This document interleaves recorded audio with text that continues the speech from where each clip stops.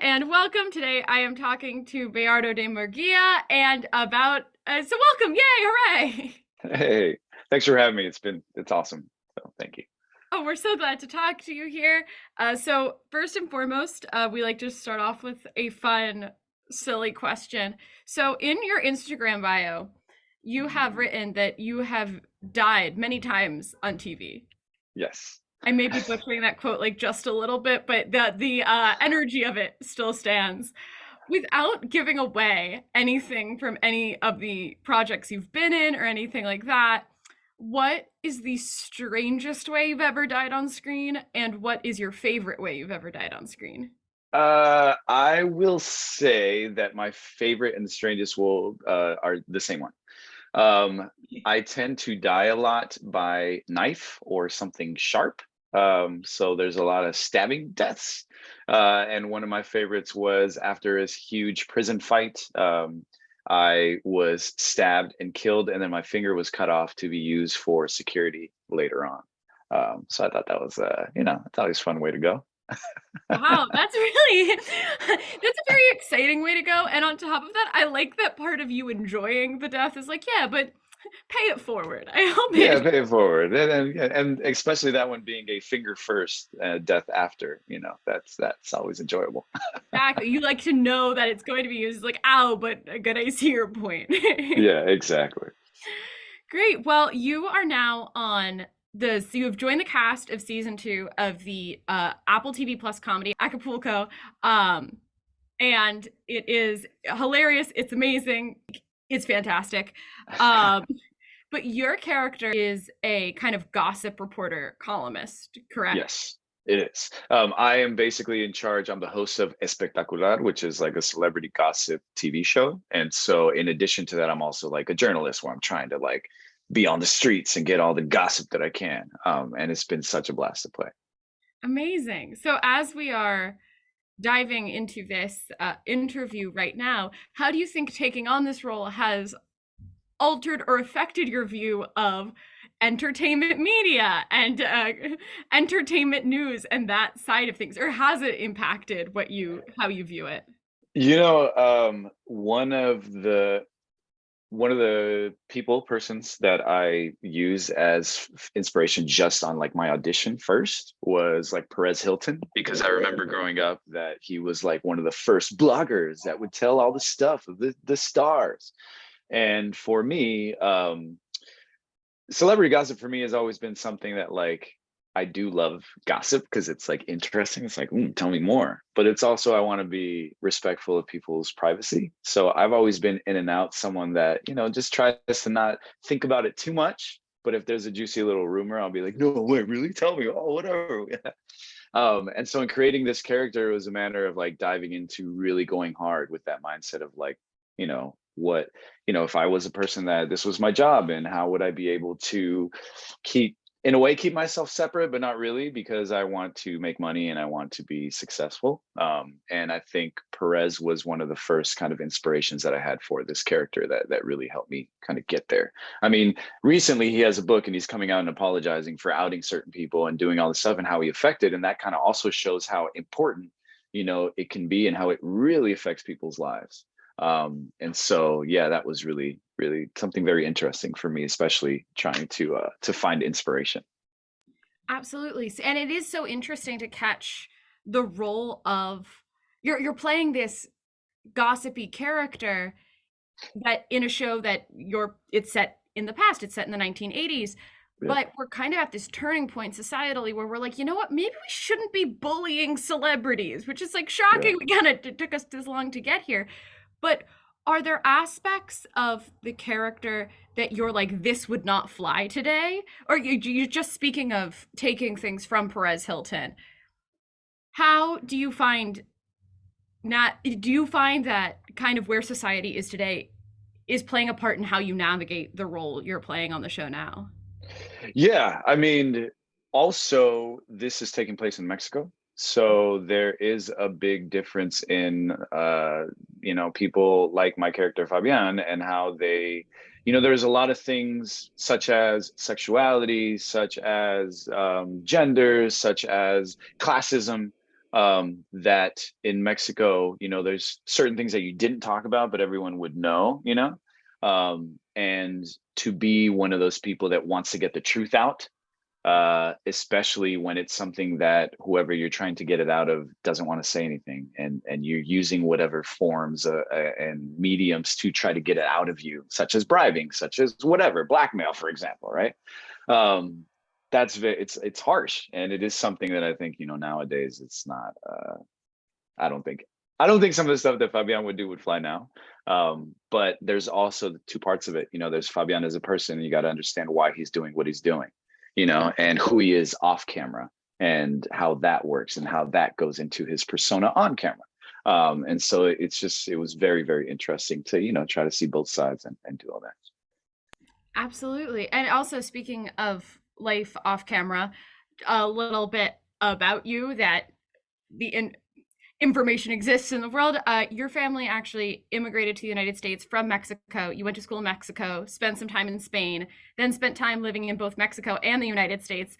And now you are a key cast member in a show where you're speaking both English and Spanish. Do you think, what has your past experience, how has that helped lead you to this point? How is working on a show like this? Did you expect to work on a show like this? Really, any thoughts on that? Yeah, I mean, it was honestly a dream to get cast, not only because I've done mostly drama and this was one of my first comedies. I was a fan of the show. Like, I watched it on a plane ride and watched the first two episodes. And then I was like, wow, this is really funny in both languages and well written. Being bilingual and being bicultural, sometimes you're always trying to have an identity crisis, and because you never feel like you belong in one culture or the other.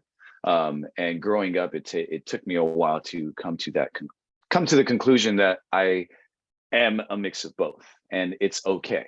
That I'm never going to feel one or the other, but that's because I'm a mix of both.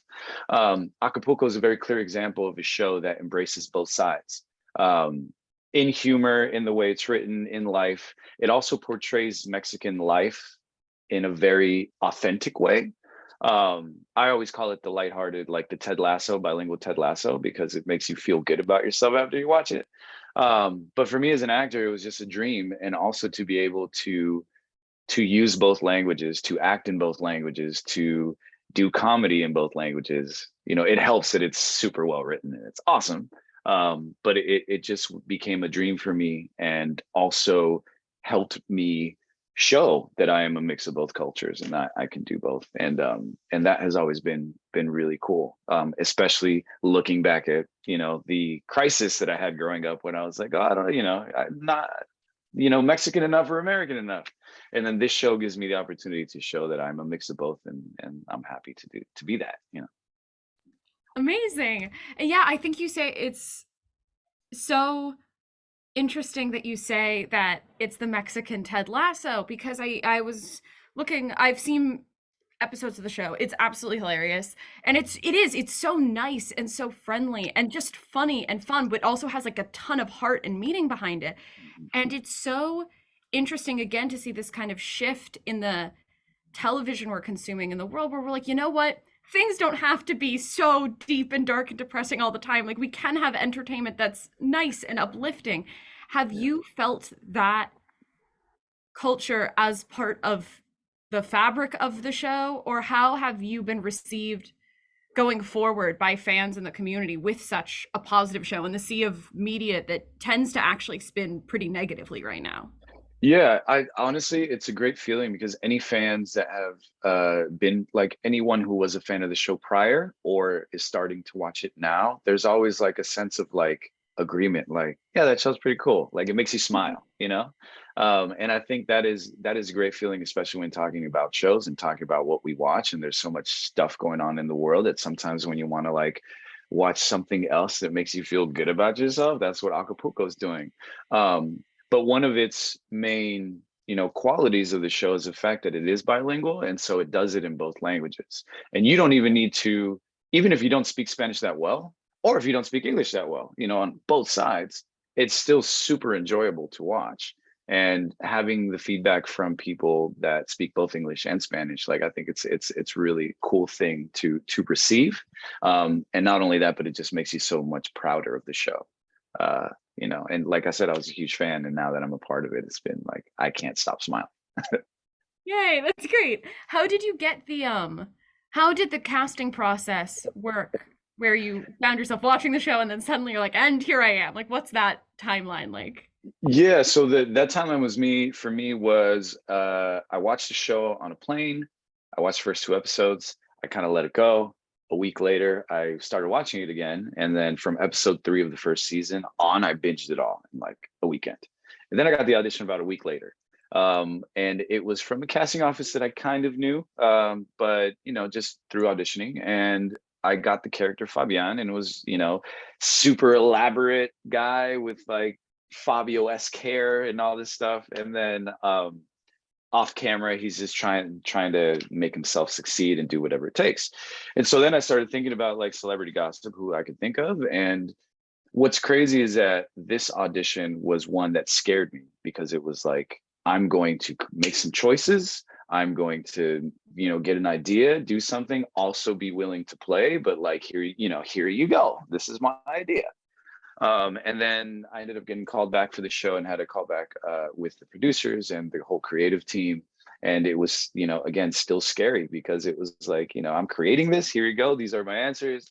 During the casting process, we were able to play around a bit. And then, it's just kind of like, as an actor, when you think about all the stuff that when you do get cast and you think about those auditions, it's usually like I let go and I just let it go and just it happened and boom, I felt good about it, and then that's kind of what happened. And a month later, I was in Puerto Vallarta filming, and then we filmed for about 4 months in Mexico. But I could say that from the first audition was February, and then I would say like a month later we were in Mexico, or a month and a half. That's great. So it was kind of just like serendipitous that you ended up watching the show right before getting the call for the show. Yeah, it was, and we talk about, in auditions, understanding the tone of the show, especially with this show. It's a show that already existed, that's already great. And so as a guest member, you're coming in to see how you can create something and be a part of it, but also with respect to what was already created. And so I felt that like I got lucky that I binged the show and I was a huge fan, and then got it because I felt that as a fan of the show, I was like, okay, cool. How can I create something that I think will follow along the lines of what was already established? And then once you start meeting the creative team and seeing how amazing they are, like that was also a cool thing. Yeah. Do you think you felt liberated by the fact that the show already existed and you were kind of working within a framework of like, okay, how can I create a character that fits within this? Or was it more, I don't want to say restrictive, because you've even spoken to how you could kind of work within it, but rather than, I guess my question is, was it helpful to have the guideline, or was it a little more stressful to have one? Uh, it's a bit of both, because it's helpful to understand the tone that was already set, and knowing how and the humor and everything, especially like you have the dynamic of speaking both language. Like Fabian speaks mostly in Spanish and then a little bit of English. And so for me, it was just like that was great because I had a structure, but it was also stressful because then it's like, how do I fit in both languages? How do I do this well? But the beauty of it is that once I, was able to work with everyone, everyone is bilingual. Everyone helps each other out. If there was like, if there's anything in my accent that, for example, would come out, a word would come out that sounded more American in Spanish, like my castmates were amazing to be like, no, try this, blah, blah, blah, all this works out. And vice versa. If someone was saying something in English and they're primarily a Spanish speaker, we would, be able to collaborate with your castmates and make everything sound great and funny. I thought that was really cool. And so it just was really cool to be embraced by everyone. So that kind of took the stress away in the end. Amazing. So did you feel that you're talking about working with this incredible cast and joining the team, and you mentioned a little while ago, you have done work in mostly dramas and dramatic roles before this. You're getting knifed a lot. I how were you surprised to get this casting call just as an actor, or has comedy been something you've been kind of itching to break into? Uh, Comedy is always something that I've been itching to break into. I think that it's also I think it's harder, honestly, especially with timing, especially with everything that we go through. But having this opportunity has shown me to let go a little bit more. I think it's like what I enjoy is the process of collaboration, and especially as actors, sometimes we make our choices, and when we are directed differently, sometimes we can get in our heads and be like, that's because they don't like it, that's because the choice that I'm making is not what it is, and then you start thinking about that, and then you obsess a little more, right? For me, I've learned to just play, right? So make your choices, know how you can make your choices, have a different choice in your back pocket, you know be able to have all the choices, and then if someone comes in and says, hey, that didn't work, let's try this, let's do this, let's do that, be able to be like, okay, let's go and play, and I think that this opportunity has made me embrace that a lot more and just have fun. I know it's like the biggest cliche when just have fun, but honestly, it's true. It's like, do your work, be prepared, show up, but also be able to take anything and play around. And that's, this show has made me really embrace that. And there's so many scenes where, at the end of the day, when you're done and you're wrapped, you're just like, that was so much fun, and that's what I've really enjoyed about this. And hopefully, we'll do some more comedy.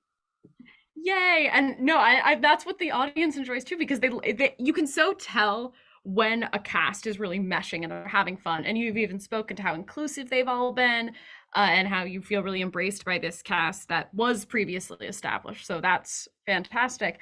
Something else that you keep bringing up as far as comedy goes and your audition goes is like, oh, I'm making all these choices. Like I have bold choices. I'm ready to play. I'm here. You actually didn't start. You went to college either playing football or for football. I'm not entirely Yeah. sure. But you started taking acting when you were in college, which by theater terms, you've built an incredible career for yourself. But that's like pretty late to be like, you know what? Maybe I'll start acting now.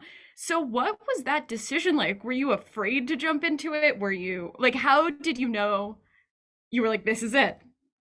Yeah, I went to college to play football. And so the performance aspect of it, like performing in front of people, and even though you're physically doing it and playing a game, I was kind of used to that, right? So then for some reason I couldn't register for classes up until like the very last day one semester, and the only thing that was open were theater classes, and I was still just taking GEDs or taking my general ed whatever for the first year. And so then I was like, I'm going to take a theater class. I've always wanted to, but I just never did in high school, just because I was always playing sports, and yeah, I always enjoyed drama class. And so I ended up registering for theater, and then ended up majoring, and the University of San Diego, where I went to college, had a great MFA program. And so the head of our theater department was also a stunt person and like fight choreographer. So that was my transition into acting, which was movement and fights and all that. And I originally wanted to be more of a stunt guy. But then once I started getting cast in plays, the first play I ever got cast in, my character was deaf and mute. So that was a lot of fun. But even, hey, it was a start. Yeah. So that kind of just gradually grew. And then with the MFA program at USD, there was a lot of plays that they did at the Old Globe. So a lot of Shakespeare and a lot of classical theater. So I was able to incorporate my knowledge of movement and, because I studied fight choreography and stuff, into the shows. And then that slowly kind of grew. And then I ultimately decided to move to LA, to pursue acting. But it was, like, I knew that when I moved to LA, I was in my late 20s, early 30s. So in a way, it was like, I know that I'm older. I know that I could have moved to LA when I was 18 and younger, but I also believe that everything I've gone through has shaped who I am. And so it's made me who I am. So had I moved at 18, I would have been a completely different person. And so ultimately, when I look back, I always think like we all have separate journeys and they're different timelines, and we have to learn to embrace it and focus what we can focus on and not focus on what you can't control. But ultimately, yeah, I started as a kind of jockish little football player and then now we're here. And now here you find yourself. So did Yes. you ever, what was the plan, just out of curiosity, like what was the plan before? Like had that drama class never opened up? Like what in your 18-year-old mind could have been the future? Oh my God. I thought that I was going to study, I thought I was going to study international business. And I really, I hadn't, I, to this day, I probably have no idea what that means. Just business, business, business, you know? Um, I did have my other major was in journalism. So I did study journalism and communication, well, communications, but it was an emphasis on journalism. So I think that's what that I think still lives within me, you know, especially like learning the news, but that also comes in part with being an actor. It's like being observant of the world and people around us and what is going on and being topical. So I think there's a possibility that I could have jumped more into journalism, or been business guy doing business on the business street in whatever city that has business. Wherever there's business, you would have been there. Yeah, I would have been there. I would have been the business guy with the business So do you suit. think that there in any way, shape, or form, your original intention to do journalism or that side of you has played into you basically playing a journalist now in your this big comedy role? Like, do you think there's any line up there at all? Yeah, you know what? Yes. I think that there is a little bit of that in there. And you know, being able to dive into the mindset of someone who is a journalist, I think that kind of helps because you know, there's a little part of me that is in there. So I think that definitely has helped create Fabian 100%. Cool. So like on a scale of your of you as a journalist to Perez Hilton, where do you think Fabian falls on that? Oh, okay. Okay, so if 10 is Perez Hilton and me would be one, I would say more like a 7.5 for sure. Gotcha. Okay. That makes a lot of sense. Like so it's mostly Perez Hilton, but you probably don't have to write an apology book. Yes, yes, Nice. exactly. Well, speaking of other things that you're interested in, you're also I saw somewhere that you're very interested in motorcycles and you do a lot with those. Can you just speak a little to that? I don't know enough about motorcycles to even form a question. Yeah, no, totally fine. When I was young, my dad got the family a Vespa, and that's how I learned the concept of riding on two wheels. And then I fell in love with motorcycling. I told my parents I wanted to ride a motorcycle at 17, and they were like, we can't say no because your mom and I both rode motorcycles throughout Mexico, and your mom would still have one if your aunt didn't crash it. But we're not going to buy you one. You got to pay for it yourself. But we're not going to say that, no, that's it, you know, because we love motorcycles too.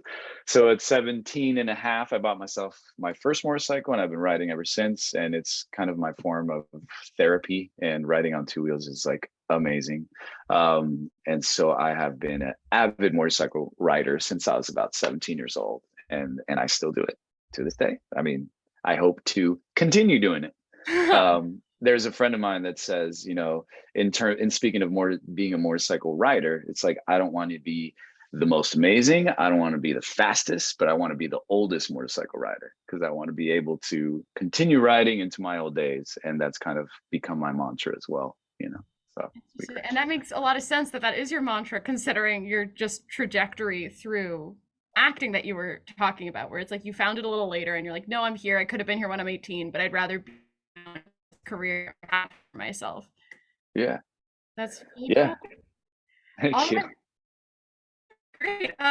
Winding down on time, but one of my favorite questions to ask anyone that I talk to or get to the opportunity to interview is what is something you wish people would ask you about more?